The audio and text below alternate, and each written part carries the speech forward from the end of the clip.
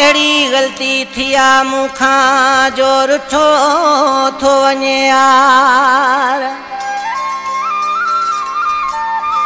वजन्यू थो वने आज़ार लाज अली अब्बास खे तारा भा खास फरमाश तस्वर बहरानी रिजवान बहरानी अब्दुल कदीर बहरानी जामिन अली बहरानी वधिक ले सकरण का फरमाशूं सिकंदर अली चांग मुमताज़ चांग मुनवर अली चांग हालानी खां राजा चांग असांजो पिरी फौजी ऑफिसर उडेरो लाल स्टेशन जे लग भाऊ खान पठान जे गोठ खां अताउल्ला खासखेली अजहर खासखेली सरदार अली अकबर चांग साहब ही मुझो महबूब शायर आजिज़ अली अब्बास बहरानी तो फरमाए मुझा महबूब साईं पुछा न पुछा ट्रपड़ खयूं निकतो थो वने असां कंहिंजे आसरे छॾी थो वने केड़ी गलती थी वई मुखां एडी सज़ा तू दे थोड़े केड़ी गलती थी वई केड़ी गलती थी वई मुखां एडी सज़ा तू दे थो नथो गल्हाई मिड़ई खैरा नथो गल्हाई मिड़ई खैरा मोरो छो छॾी थोड़े केड़ी गलती थी वई केड़ी गलती थी वई मुखां एडी सज़ा तू दे थो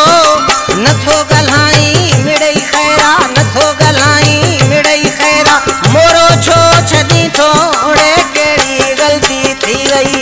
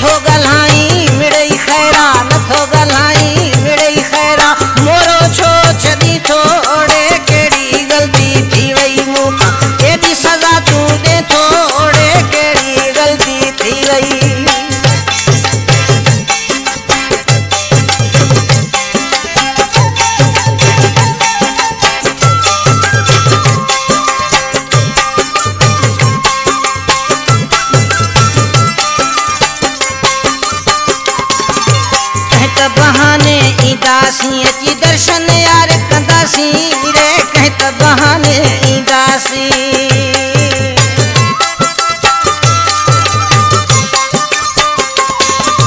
कह त बहाने ईंदासी अची दर्शन यार कंदासी जे न मिलंदे जानी अड़ा मयार को न ॾींदासी दुख त दिल में आहे ई होई दुख त दिल में आहे ई होई ॾोह बि कोन दसी थोड़े केड़ी गलती थी वई मुखां एडी सज़ा तू दे थोड़े केड़ी गलती थी वई मुखां एडी सज़ा तू दे थो नथो गल्हाई मिड़ई खैरा नथो गल्हाई मिड़ई खैरा मोरो छो छॾी थोड़े केड़ी गलती थी वई मुखां एडी सज़ा तू दे थोड़े केड़ी गलती थी वई